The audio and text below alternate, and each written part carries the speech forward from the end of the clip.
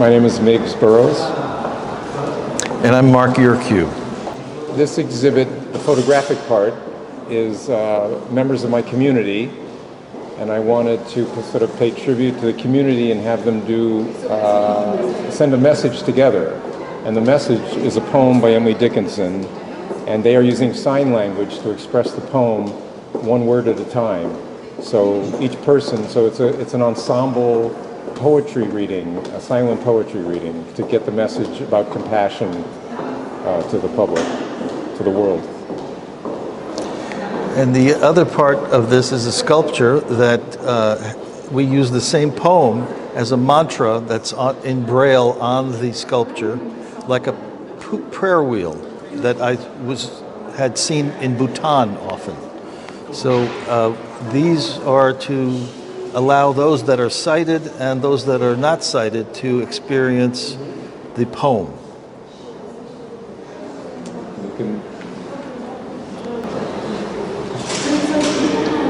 It's a technique that allows the image to change and make a gesture.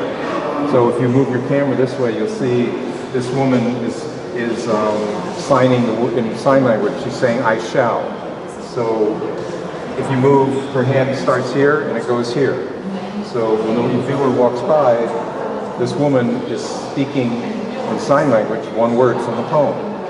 And the poem actually starts at that end and it ends down here.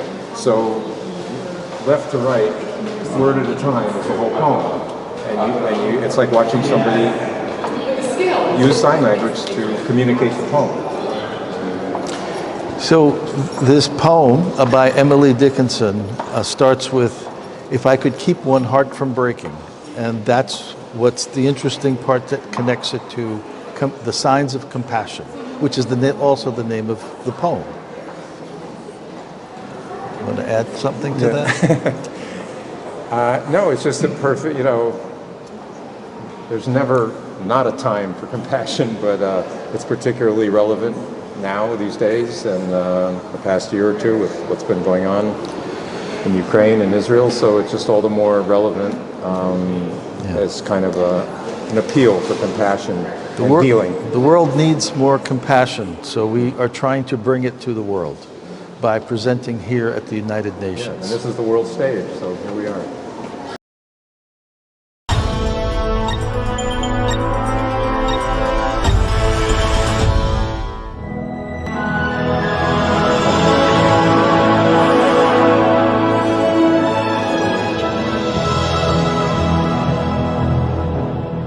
Peace TV reporters have been active at the UN headquarters since 2010, the age of former UN Secretary General Ban Ki-moon. They are often invited to gather pictures and news about high-level meetings and events at the UN headquarters.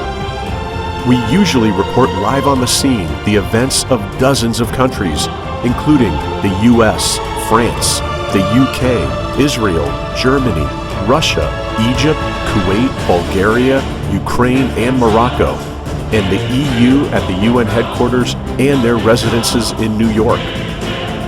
Our news reports have, in part, kept the international community up to date with the work of different governments so that people everywhere will know the great efforts and contributions of the UN to world peace, international affairs, and multilateralism.